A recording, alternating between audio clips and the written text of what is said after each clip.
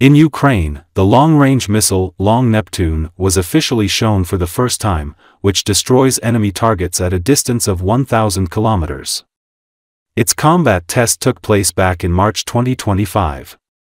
This was reported by Defense Express, which noted that the development of the missile was known in November 2023, but not a single photo of this weapon was published.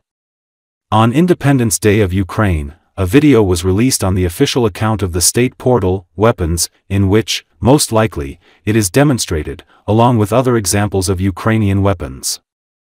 Because there are no other explanations for what kind of missile it could be, with X-shaped folding wings. In the video itself, it is not named in any way, the message states.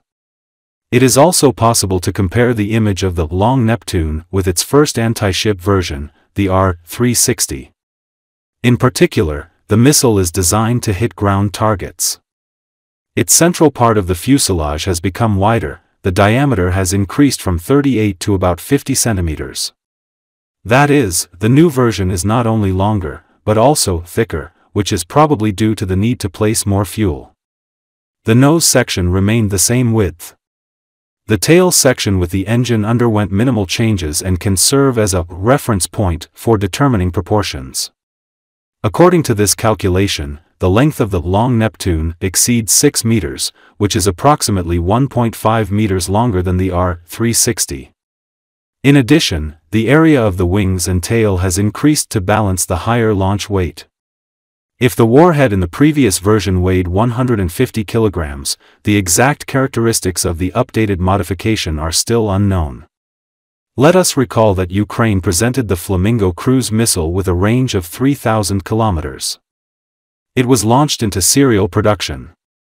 These missiles are capable of attacking targets almost throughout Russia, including Siberia and the Far East.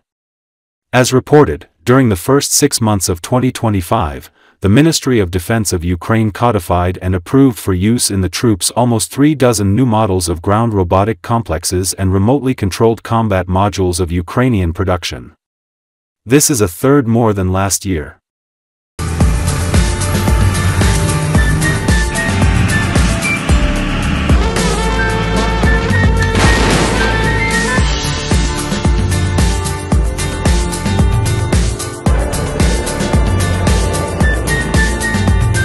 Ми українці.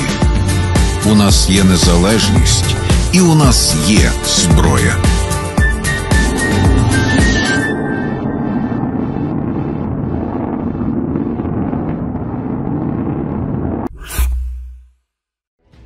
A cargo ship flying the Russian flag, Port Alya 4, transporting ammunition and drone equipment from Iran, partially sank after a Ukrainian drone strike on August 14, the UK Ministry of Defense reports, citing satellite imagery.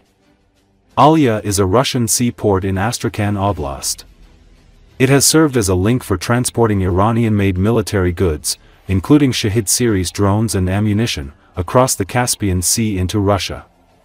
Russia uses its Shahids, both supplied from Iran and produced domestically, to attack Ukrainian cities every day.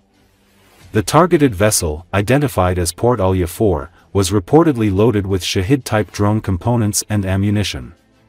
Earlier, Euromaidan Press wrote that the operation might have been a sabotage mission, unless the SOF has begun operating long-range aerial drones like those used by the Unmanned Systems Forces, the HUR Intelligence Agency, or the SBU Security Service.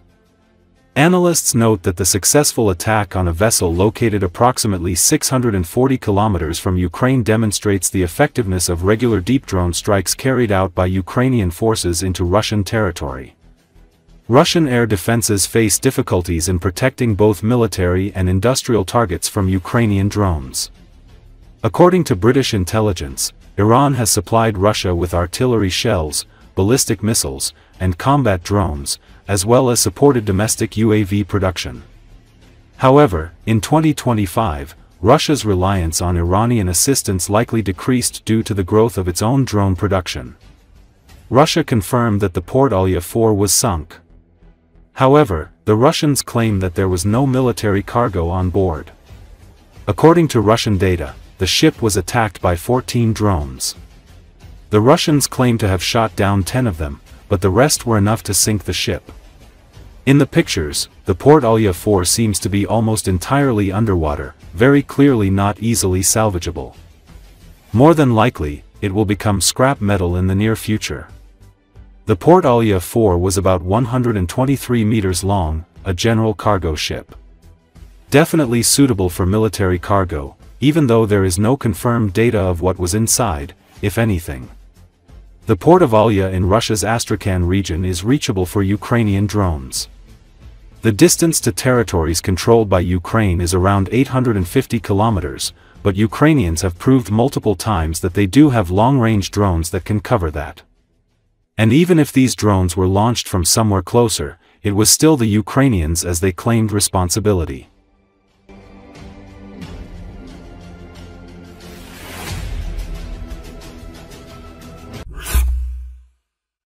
New details continue to emerge in Russia about the large-scale disaster at the Elastic gunpowder plant in the Ryazan region.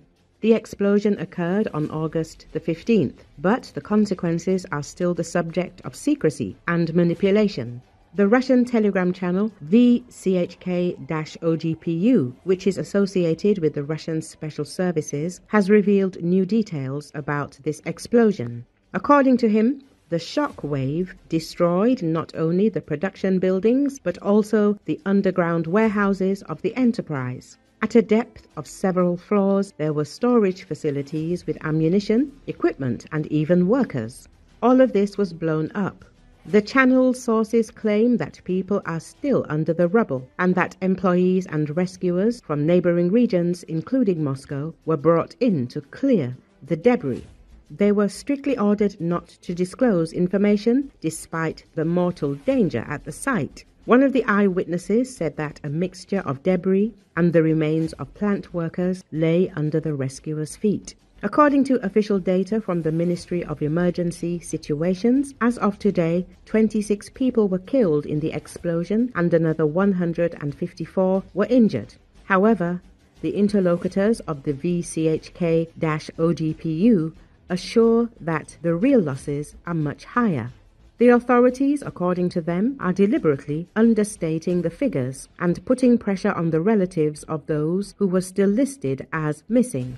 Particularly dramatic were the stories of workers who, after the explosion, ran into the forest in panic, escaping from the fire and collapses. Some of them were discovered only on the second day. The scale of destruction is colossal. 4 buildings were completely destroyed, including an ammunition depot and several production workshops. At least 7 more objects were damaged.